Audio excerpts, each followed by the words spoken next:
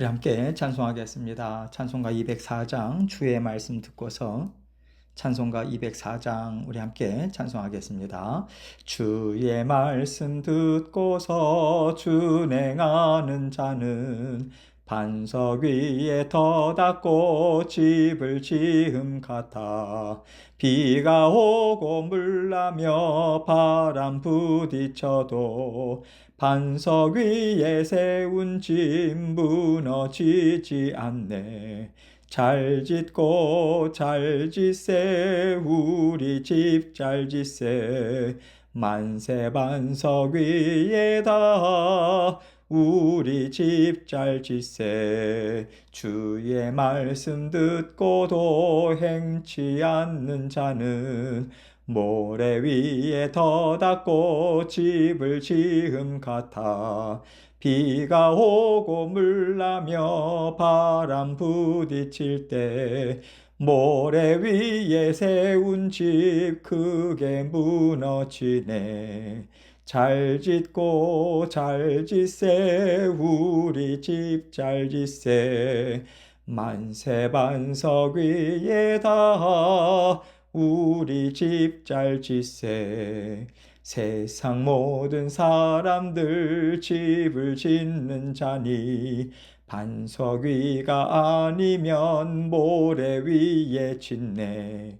우리 구주 오셔서 지은 상을 줄 때 세운 공로 따라서 영영 상벌 주리. 잘 짓고 잘 짓세 우리 집 잘 짓세 만세 반석 위에다 우리 집 잘 짓세. 아멘. 기도하겠습니다. 하나님 아버지 감사합니다. 아버지 하나님께서 오늘도 저희에게 새날 주셨습니다. 오늘 하나님께서 우리 각자의 삶 가운데 예비하신 일들이 있습니다. 아버지 하나님께서 주신 평안한 마음, 담대한 마음, 주님께서 주신 말씀, 성령이 함께 하심으로 너끈히 감당하며 승리의 삶을 살아갈 수 있도록 우리 모든 성도님들 붙들어 주옵소서. 주님의 말씀이 우리를 감싸고 있음을 늘 믿는 믿음으로 아버지 하나님의 자녀된 권세 받아 누리고 아버지 이 땅에서 하나님의 살아계심을 증거하는 증인들로 살아갈 수 있도록 은혜 베풀어 주옵소서. 아버지 하나님께서 이 말씀을 통해서 우리 각자에게 들려주시는 주님의 음성 듣기 원합니다. 함께 하시고 홀로 영광 받아 주옵소서. 예수님 이름으로 기도합니다. 아멘. 하나님 말씀 예레미야 27장 12절로 15절입니다. 예레미야서 27장 12절로 15절 말씀. 제가 읽습니다. 내가 이 모든 말씀대로 유다의 왕 시드기야에게 전하여 이르되 왕과 백성은 바벨론 왕의 멍에를 목에 메고 그와 그의 백성을 섬기소서. 그리하면 사실이라. 어찌하여 당신과 당신의 백성이 여호와께서 바벨론의 왕을 섬기지 아니하는 나라에 대하여 하신 말씀과 같이 칼과 기근과 전염병에 죽으려 하나이까. 그러므로 당신들은 바벨론의 왕을 섬기게 되지 아니하리라 하는 선지자의 말을 듣지 마소서. 그들은 거짓을 예언함이니이다. 이는 여호와의 말씀이니라. 내가 그들을 보내지 아니하였거늘 그들이 내 이름으로 거짓을 예언하니 내가 너희를 몰아내리니 너희와 너희에게 예언하는 선지자들이 멸망하리라. 아멘. 하나님께서 한 걸음 한 걸음 모든 하나님의 자녀들의 인생 길을 인도하고 계십니다. 우리가 하나님의 자녀로 산다는 것은 이것을 인정하면서 살고 있다는 뜻이에요. 세상 사람들은 하나님을 알지 못하니까 하나님께서 인도해 주시는 인생을 살지 못하는 건 당연하죠. 자신들이 알아서 길을 개척하면서 살아가야 합니다. 그러나 하나님의 자녀들은 하나님께서 저를 구원해 주신 순간부터 제 생명의 주인은 하나님이십니다. 이 고백을 하는 사람들이잖아요.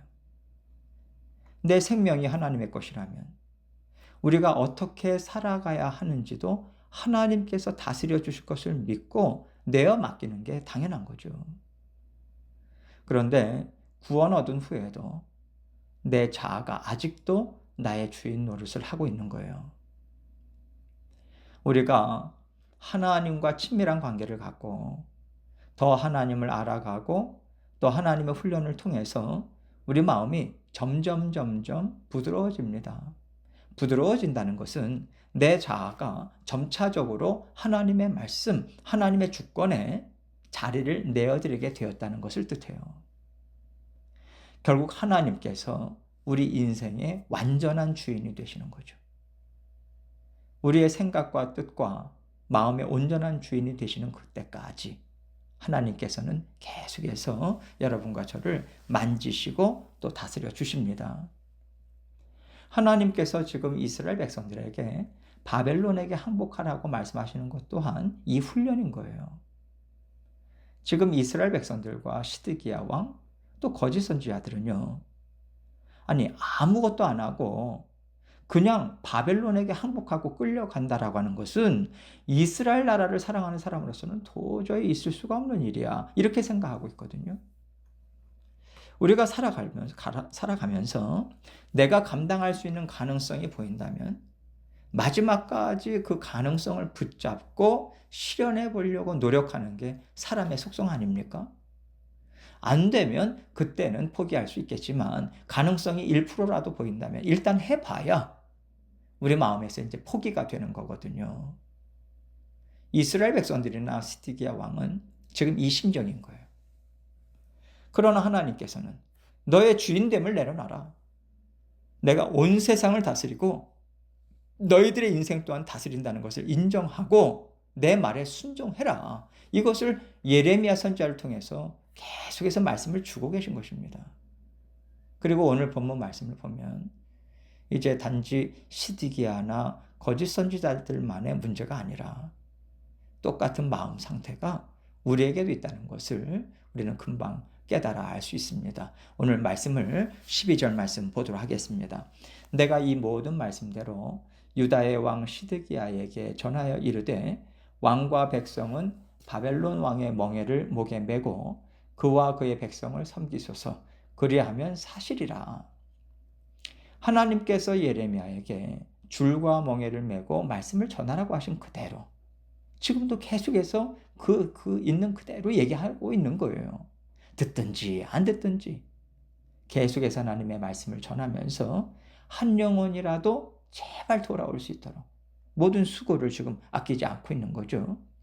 13절입니다. 어찌하여 당신과 당신의 백성이 여호와께서 바벨론의 왕을 섬기지 아니하는 나라에 대하여 하신 말씀과 같이 칼과 기근과 전염병에 죽으려 하나이까.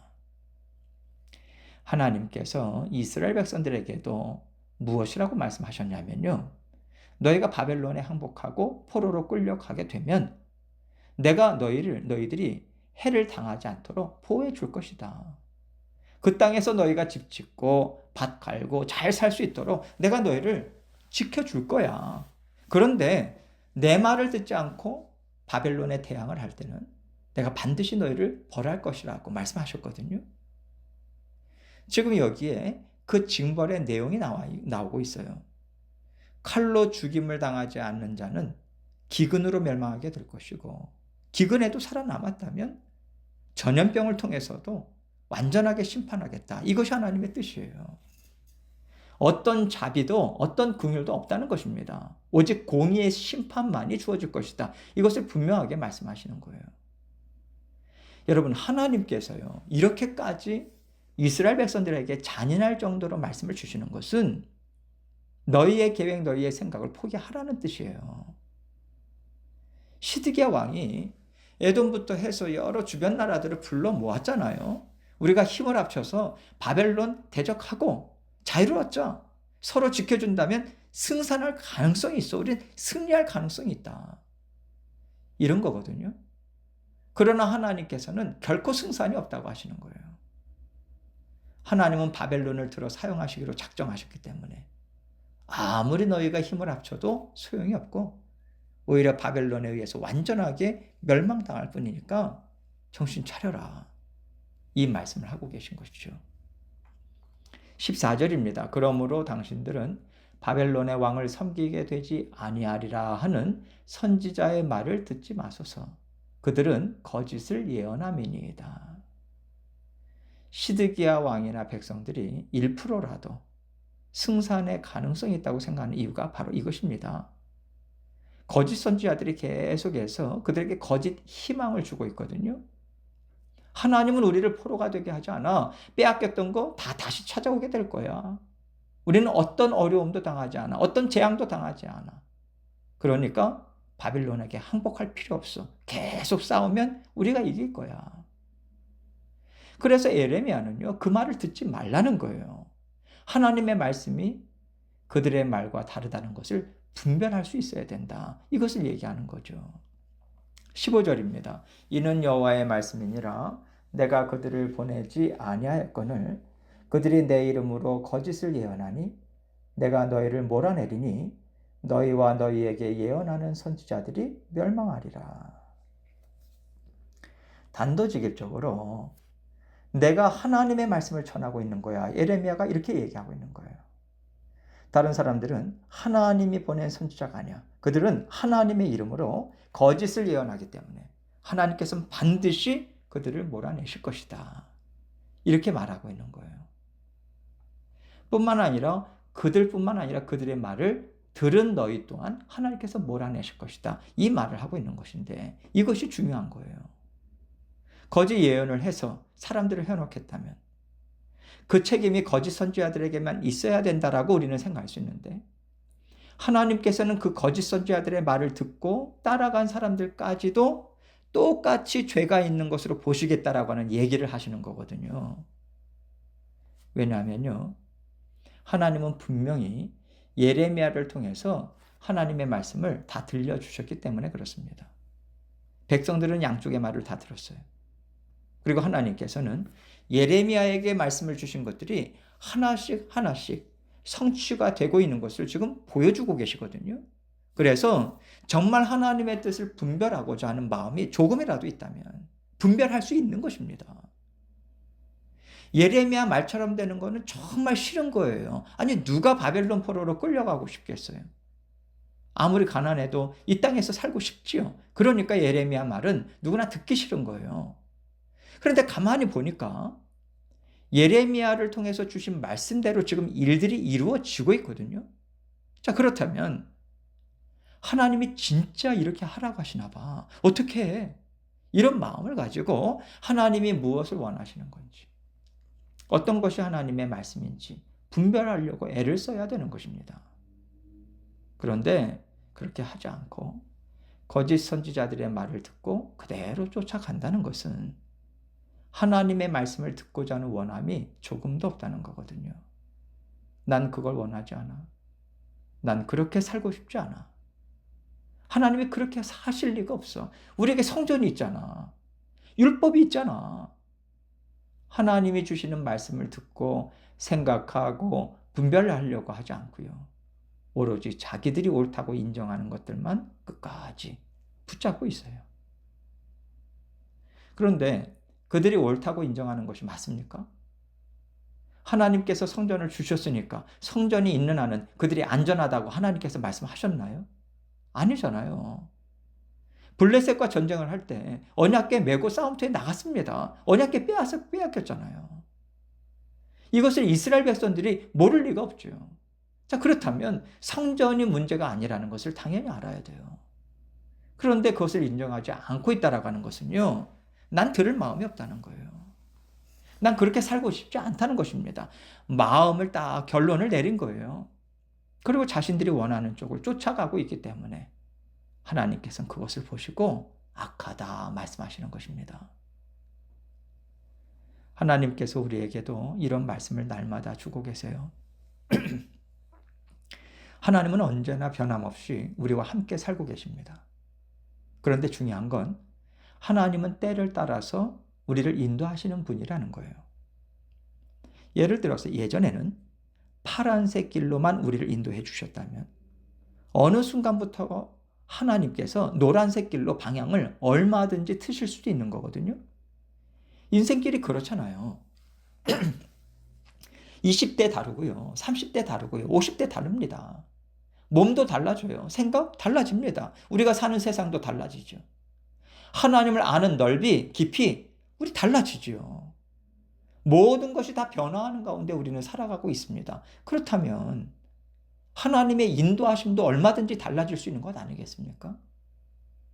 하나님의 지혜와 능력이 얼마나 크신데요. 맨날 같은 방법, 같은 길로만 하나님께서 인도하시겠어요? 하나님께서는 얼마나 크신 분이신지, 얼마나 지혜로우신 분이신지 이런 것들을 우리에게 알려주시기 위해서 하나님은 정말 다양한 방법을 사용하십니다. 하나님께서는 우리가 하나님의 자녀라는 것을 기뻐하고 안심하면서 살 수 있도록 계속해서 우리에게 많은 것을 보여주길 원하세요. 그렇다면 우리가 걸어가는 길도 당연히 달라져야죠.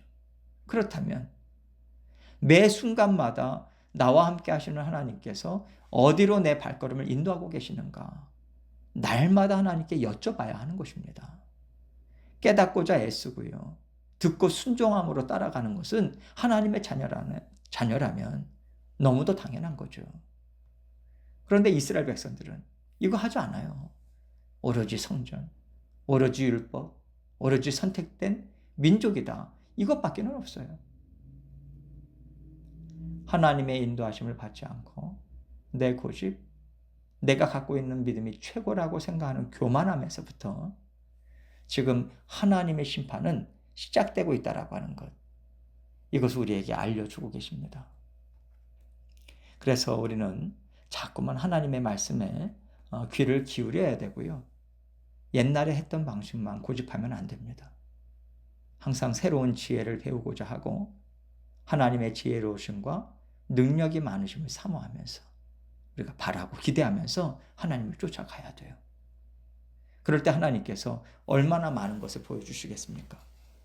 보고 듣고 체험한 사람들만이 크신 하나님을 찬양할 수 있고요.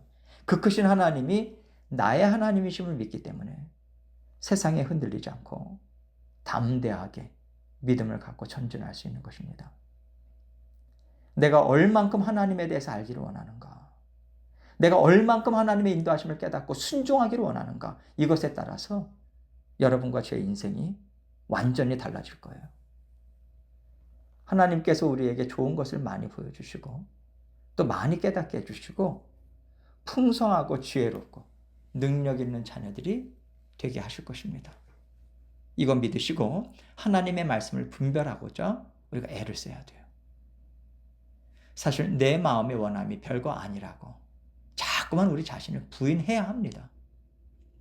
하나님께서 가장 좋은 것으로 늘 채워주신다라고 하는 믿음을 가지고 오직 순종, 오직 감사로 날마다 하나님과 함께 동행하시고 하나님이 보여주시는 놀라운 삶을 맛보며 살아가시는 저와 여러분이 되시기를 주님의 이름으로 축원합니다. 함께 기도합니다. 기도하실 때 하나님께서 우리에게 주신 말씀 마음에 새기고 말씀대로 순종하기 원합니다. 준비하며 나아가기 원합니다. 이 마음 하나님께서 들어 사용하여 주십시오. 간절한 마음으로 우리의 전폭적인 하나님만을 의지하는 마음으로 또 여러 가지 기도 제목들 가지고 함께 나아가도록 하겠습니다. 기도하시겠습니다.